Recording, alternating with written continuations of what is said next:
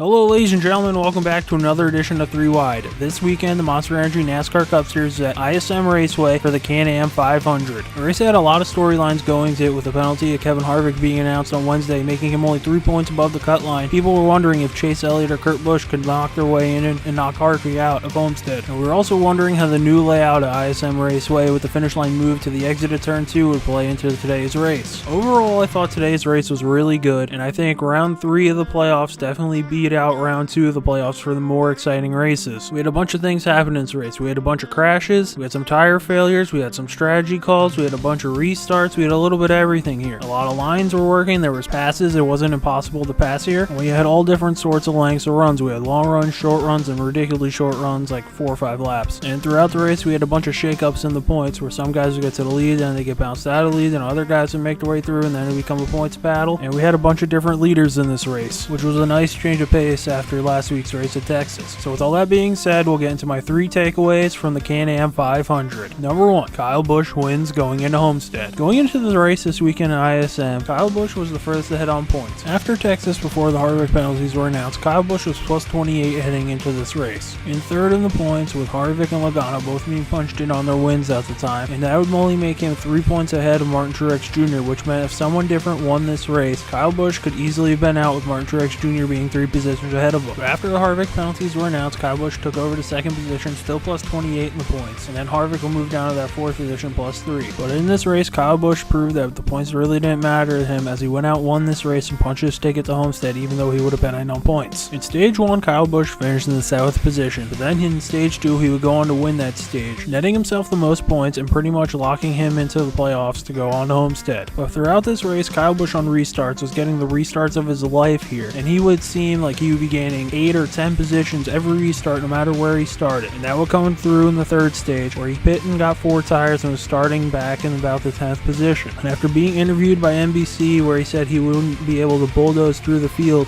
on that restart he would be able to shoot all the way up to 3rd and then get to 2nd. Then on the restart following that, he would take over the lead and it would all be set from there, and Kyle Busch would set sail and go on to win here at ISM and head into Homestead with the most momentum out of any of the playoff drivers remaining. Now on to number 2, surprise runs. With the way that this race at ISM shaped up to be, with a bunch of wrecks and everything, we had a bunch of surprise runners in the top 10 and 15 throughout this race. Some surprise finishes at the end of the day were Jamie McMurray, who ended up getting a 6th place finish, his best finish since who knows when. Then in 7th was the defending race winner Matt Kenseth in his 6th car, in his last run more than likely at ISM. He would net that 7th place finish, and I think it was his best finish of the year in the Roush run. And in 8th was Austin Dillon, who was in the playoffs and had an okay run in the beginning stages, but then the Roval got him, which made him eliminated in the first round. He would get an 8th place finish, and he'll look to Homestead next week to build on this and end his season on a high note. The next drivers are 2018 Rookie of the Year William Byron, who got a 9th place finish here. In a season that's been more downs than ups for the number 24 of Byron, Byron had a good finish here and will look to build for this and hopefully shoot this on to next year, where he'll get Chad Knaus on the top of his box, to where Byron can maybe live up to the potential that some were tapping him to have this season. Next up was the runner-up for the 2018 Rookie of the Year, Darrell Wallace Jr., who finished in the 10th position. This season for Darrell Wallace Jr. started off with a bang, where he finished 2nd in the Daytona 500, and then from there it was pretty much all downhill. He would crash at Atlanta, he'd crash at a bunch of other tracks, he had brake problems, he would just be bad at places, he looked lost on the road courses like he's never had a right turn in his life. But then today at Phoenix, he would get a 10th place finish in the Air Force car, one of the best looking cars on the grid, and hopefully this could serve as a turning point for Wallace, to where next year the 43 team can maybe take a step up and he'll be running a lot better. And the last guy is the not so phenomenal AJ Allmendinger. Allmendinger got a 12th place finish here in what could be his last run at Phoenix in the NASCAR Cup Series. It was announced a few weeks ago that Ryan Preece would be taking over at 47 after Allmendinger would be done after this season, and now Dinger's looking for a job, and maybe this 12th place finish could maybe turn some heads, so maybe he'll be back next year, or maybe he'll be going to sports cars or be a road course only guy in the Cup Series. Now on to number 3, who's out? This was the last chance for 4 drivers to make their way into Homestead to maybe compete for a championship. Points gap going into this race was, in 8th was Clint Bowyer, who was minus 51, in 7th with Eric Almirola minus 35, Chase Elliott was in 6th minus 17, and Kurt Busch was minus 3 to Kevin Harvick after the penalties. So with the penalties, we were all wondering how this race would shake out, and the 4 eliminated are, in 4th place was Clint Bowyer. Clint Bowyer had an abysmal day where he was really not running well, and then he would crash, smash up his car, and ended up finishing in the 35th position. Bowyer would end up finishing in the 8th position in this round of the playoffs and would end up being 88 points away from making it into the next round. The next driver eliminated was Kurt Busch. Kurt Busch had one of the top 5 cars all day during this race and looked like he maybe could spoil Kevin Harvick's party and get his way into the final 4. He would finish 4th in stage 1, but then he would pass the pace car coming into pit, and then he would end up being a lap down, and he finished stage 2 in the 22nd position. He would rally to get back on the lead lap and would take over the lead, and then on a restart on old tires, Denny Hamlin would go to get underneath him and would cause a wreck where Busch would go into the wall, and Hamlin would still collect him for even more carnage, and then Kurt Busch would cut across the track and would take out the next guy eliminated, Chase Elliott. Busch would end up finishing in the 32nd position in this race. He would finish 6th in the standings, minus 30. Now on the Chase Elliott. Elliott had a really good day going, for the most part, for his number 9 Napa Chevy. Chase would win stage 1 after Kevin Harvick had a tire problem, and he would take over from there. But then restarts and short runs were the kryptonites in the number 9 car. In stage number 2, Chase would finish 7th after he made a late pit stop with a late caution. He would rally to get to 7th, and then would look to set his sights to maybe get back onto the lead. Chase would take over the lead right before Kyle Busch would come in to make one of what people thought was going to be his last pit stops. But then there was a caution when Tanner Berryhill made one of his many appearances in this race and would spin out to bring out a yellow. Chase would lead him into the pits, take 4 tires and fuel, and win the race off, and then we cut to commercial. And then we came back and were alerted that Chase Elliott sped on pit road, and that was looking to be the beginning of the end of the number 9 car. He would have to start at the tail end of the longest line, which the restart was just a mess. NASCAR didn't let the wave around cars catch up, so Chase was probably running half the speed that he was supposed to when the green flag flew, and he didn't even start at the end of the line because the wave around cars took so long to get around. So I was wondering if he was going to get penalized for that. He would not, because NASCAR probably realized we screwed this one up. Chase wouldn't be stuck at the back for long because there was a quick caution when Kevin Harvick got into the back of David Reagan, and this would rebunch up the field. Later on, there'd be a round of pit stops where some people stayed out, some people took 2 tires, and some people took 4 tires. Chase Elliott was one of the cars that took 2 tires. This would end up leading to the end of the number 9 car, where, as I've mentioned about Kurt Busch, Kurt got into it with Denny Hamlin. Kurt was already wrecking and come across the track. He would slap into the side of the number 9 car, where it looked like Chase was testing out a new safety feature for NASCAR known as the side flap, and then that would end the number 9's day and would shoot his championship chances down at maybe the hands of Denny Hamlin again, which now makes it look like if Denny Hamlin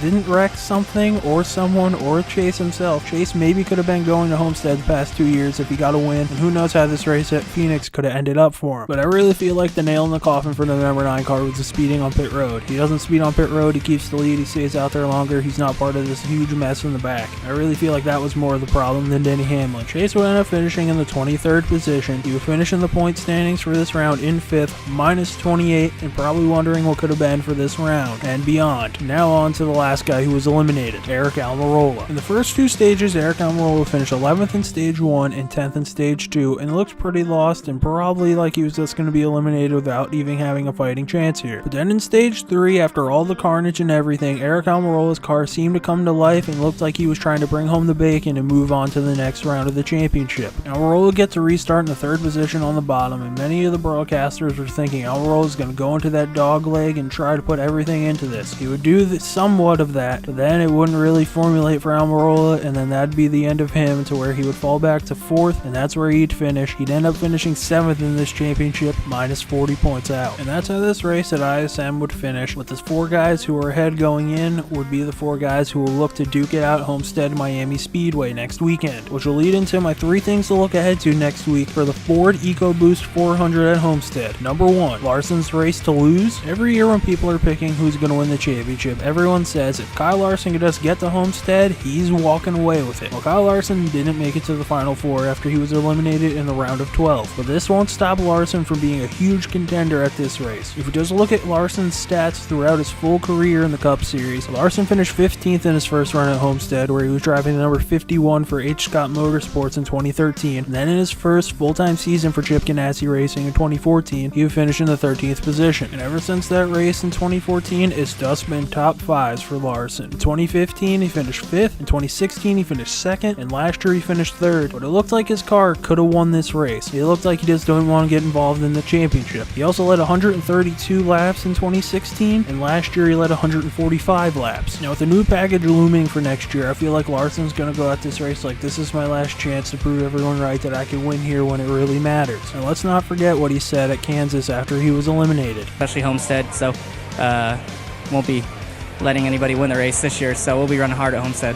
Now on to number 2, drivers fighting for jobs. Now I definitely don't think that a good finish at Homestead will net someone a job for full time next season or anything, but I think a good finish at Homestead can maybe dupe someone into giving you a ride for a lot longer than you really should be there. 3 guys I can maybe see netting this race into something are Jamie McMurray, who has an average finish of 9th in the last 4 races, which is 7th of all active drivers in the field on Sunday. The next is AJ Allmendinger, who has no plans next year, and maybe someone will be like, oh, he's finally figured out the ovals. If he comes here, we can make him good. We can make him good. Bring him here. And lastly is Daniel Suarez. Yes, I know Daniel Suarez is rumored to go to the 41, and it's looking more and more possible each day, but there's still a little part of me that thinks Tony Stewart might swoop in and take Christopher Bell from Joe Gibbs and just throw it in their face, and Suarez could be out of a ride. Maybe if Suarez has a really good run here at Homestead, Stewart will definitely be like, okay, we're bringing Suarez in, and this is where it's going to go, and Suarez can maybe have a second part of his career to where he can maybe Joey Logano this, to where he leaves Gibbs and has a good run in a team that runs powerful Fords. Now on to number 3, championship pick. We're now here at the final part of the season where we finally crown our NASCAR champion, even though they could have only had a good 10 weeks or a good 11 weeks to where, hey, they won one race and now they've strung 10 weeks together and they're the champion. But this final 4 isn't that. These are statistically the 4 best drivers we've had all season. Now, more than likely, one of these 4 drivers is going to win unless Kyle Larson has anything to say about it. But there's a small part of me that wants to see all 4 of these guys wreck, and then it's like Talladega Nights where they have to get out of the car and run to the finish line. But I think all 4 of these guys will be running at the end, and we'll probably be running 1, 2, 3, 4, and we'll probably have some crazy finish maybe. Now, my prediction from 4th to 1st are, finishing 4th is Joey Logano. I think Joey Logano has too many enemies out there. Truex is mad at him. Kyle Busch doesn't like him. Probably got a bunch of other people mad at him. Carl Edwards might be sitting in the stands putting some voodoo on the 22 car, hoping he doesn't have a good finish. And I frankly think that the 22 team is the 4th best team, driver and car, fully overall talent in this. Out of the guys remaining, as we've seen all season, Logano wasn't making this a big 4 until just now because it's the championship 4 and we have to have 4 guys in this. So now on to 3rd place. And I think that will be Kevin Harvick. Kevin Harvick just seemed weird to me today at ISM, and I just feel like the combination of him with Tony Gibson, while we all root for Tony Gibson because we all pretty much like him, I just feel like there's something weird there that's not going to go well. So maybe Tony Gibson's going to slip back to like some old code words they used to have with Kurt Busch or someone else, and then Harvick's going to be like, what the hell does that mean? And they'll screw something up, and Kevin Harvick's picker is a liability. Kevin Harvick, I feel like, has had probably the most pit problems of anyone in the field besides Denny Hamlin, who's probably sped 100 times this season, and I feel like that's really going to do in the 4 team because I feel like you have to have the most solid team throughout in this, and I feel like Kevin Harvick's picker is just so bad that they're not going to be able to do it. And I feel like even if they make like an all-star team out of all the Stewart-Haas teams to put on Harvick's car, that something's just not going to go right, and that's why I think Kevin Harvick's going to finish 3rd. Now on to the runner-up for the NASCAR Monster Energy Cup Series Championship this year. It pains me to say, but I think it's going to be Martin Truex Jr. As much as I'd love to see the 78 car go out on top winning back-to-back championships, I just don't feel like it's going to happen. Homestead hasn't been the most magical place on earth as we've seen in the past. Jeff Gordon had his chance to win his 5th overall championship, his first Sprint Cup, but that didn't happen. We had Tony Stewart in his retirement run, maybe get a really good run, maybe win or finish in the top 5. That didn't happen. Dale Jr. maybe could have had one more run, something magical here. That didn't happen. I think Homestead might be the track where dreams come to die. And I feel like the dream of the 78 team winning the championship is going to die here at Homestead this go around, where it's going to be a reverse of the finish of last year, to where he's going to finish behind the winner in the 2018 Monster Energy NASCAR Cup Series champion, Kyle Busch. Yeah, I know it pains me to say this, but I think Kyle Busch is actually going to win to what most people will think is his first legitimate championship where he was here for all the races in 2018. I think Kyle Busch is going to get the job done here because I feel like his team knows how to work on a car and get it working better than anyone else in the field today. You don't need to be good in stage 1 and 2 in this race. You don't score points until the end. You just got to beat 3 guys on 1 lap. And I feel like the 18 will just tinker on the car all day and make it better and better and better and better. And then when it comes to the last run, the yellow M&M's Toyota will be in front, and he'll be taking the checkered flag and will be hoisting the Monster Energy Cup Championship. And that's what I think, using my head and what I've seen so far, how the Cup Championship will be decided in Homestead. But my rooting interest in 4th is Kevin Harvick, and 3rd is Joey Logano, and 2nd is Kyle Busch, mainly because he's just a Broncos fan. And number 1 is that 78 car. I really hope that Truex can get the job done here, but just Homestead just has this bad vibe to me, and now I'm even thinking about it, it was the end of Carl Edwards too at Homestead. Homestead really is the place where dreams come to die. So that'll do it for this week's edition of 3 Wide. Leave your thoughts about ISM in the comment section below and who your championship pick is going to be. And just an upcoming video schedule for this week. week. On Thursday at 10 a.m., I'll be releasing my NXT TakeOver War Games predictions. And then that same day on Thursday at 2 p.m., I'll be releasing my WWE Survivor Series predictions. And then next Monday morning, right here on this channel, will be the last 3 wide of the season, where I'll be talking about the race at Homestead and what I think will be happening in 2019. So if you like this video, hit the like button. And if you like what I'm doing on this channel and want to see more, hit the subscribe button. And as always, thanks for watching.